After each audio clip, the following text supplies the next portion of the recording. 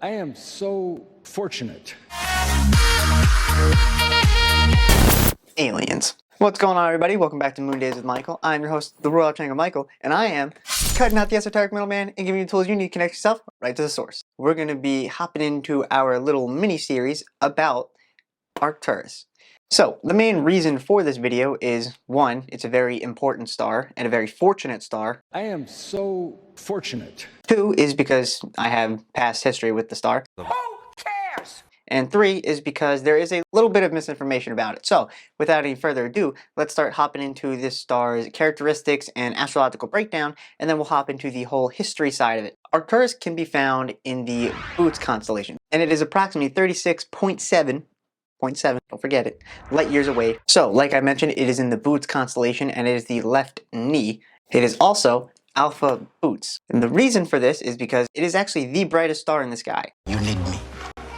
Okay. You need me a lot. Just kidding. It is the brightest star in the northern celestial hemisphere. So, technically, Sirius is the brightest star in the sky, besides the sun. I thought so.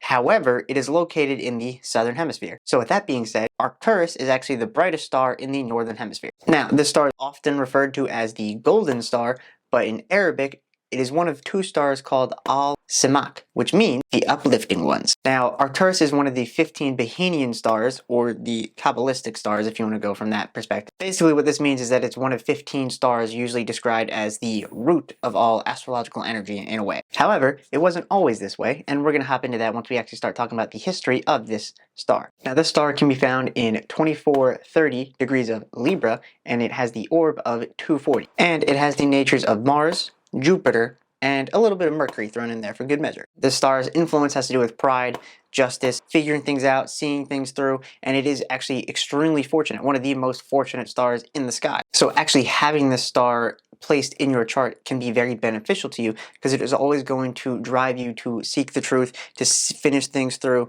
and to actually find the best way of doing things. But with that being said, it also has a very, I would say, good kind of pride where it wants things to be done right, it wants things to be done correct, and it wants it to be done in a very just way. It's a very peaceful star, however, it will do whatever it can to make sure that justice is served in a way, right? And sometimes that may mean some less peaceful things, however, it usually does not have to resort to that. So, with this being a very fortunate star and one of the brightest stars in the sky, we have to kind of understand this star's history because it wasn't always like this. So with that little astrological breakdown out of the way, let's talk about this star's brief history and helping you understand why it actually carries the influence that it does, because it didn't always have this. So Arcturus is a star that resonates in the 7th dimension. So basically it is a star that is getting ready to move on from being a star and actually moving into a solar system. So with that being said though, the people there actually resonate at the 5th dimension. So for example, we live on Earth. Earth is a 5th dimensional body. We are living in 3rd dimensional vessels. Arcturus resonates more in the 7th dimension rather than the 6th, so its people are moving into the 5th dimension, right? They still have, humanoid forms, but they're just doing it at a higher level. So with that being said, let's actually talk about the characteristics of the people that actually live on Arcturus. So they're described often as being the tall ones, the white ones, or, the people with blue skin. And the actually really interesting thing about this is that, yes, while they do have blue skin and, are that blue, like, alien type look, their skin actually gets grayer as they not age, but as they gain wisdom and knowledge and information. And this is due to the fact that Arcturians kind of relinquish their status and now kind of wear their soul on their sleeve. So as they grow, you will physically see them undergo that transformation. However, they also don't let this affect the way that they treat everyone on the planet, right? So just because you're older and wiser doesn't mean you get treated differently. You obviously get treated with a little bit more respect because you've been through some shit. However, they have relinquished their ways that they see status, and they're very kind and loving towards everyone. And the reason for this is due to the past of Arcturus. Now, the history of Arcturus is kind of a rocky one because at one point they were actually going to be entered into the Galactic Federation of Light.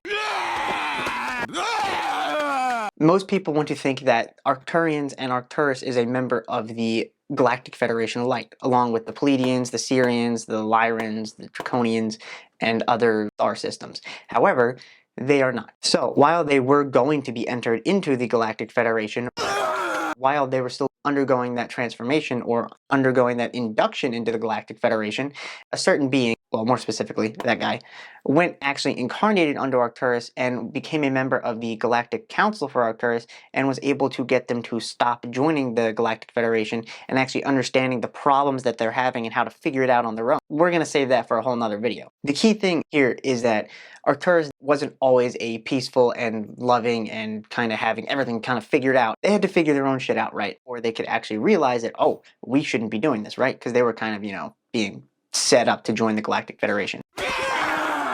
So once they realized that all of their problems could be solved themselves and they didn't actually have to join the Galactic Federation, this is where they started relinquishing like their status, their skin started changing, they started wearing their souls on their sleeves, and this kind of leads into their fortune because they have been through some of the very similar things that we have gone through on Earth, yet they have moved past it, they have worked out their problems, and that is kind of the reason why when we talk about the traits of being a starseed, is that these people, when they incarnate here, are often teachers, spiritual warriors, and leaders because they know that we're going through very similar things that they had to go through at one point, and they don't want us to make the same mistake, which is why this is one of the most fortunate stars in the sky at the moment, is because they understand where we're coming from. Now, with that being said, the reason people think that Arcturus is part of the Galactic Federation is because why wouldn't you, right? It's one of the most fortunate stars in the sky. These people often come to be teachers and spiritual warriors and leaders, so why not just say that they're part of the Galactic Federation and start shifting people over into that energetic flow?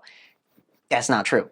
Arcturians almost were, however, they decided to not do that after they realized that it was very stupid. However, that will be covered in a whole other video where we actually talk about that process. So this was just a brief little introduction of one, what it means to actually have Arcturus placed in your chart and it being one of the most fortunate stars in the sky, as well as kind of giving you a brief history of the people and the planet or the star system in order for you to actually understand what comes next. And the next video is going to be talking about the traits of actually being an Arcturian starseed. So yeah, you guys know the drill at this point. Like, comment, subscribe. Check out our Instagram, solar systems for the daily alignments. Basically breaking down every day's energy every day on the daily. And of course, email us down below if you guys would like to request a reading of any kind, reading@solarsystems.org. And until next time, la y'all.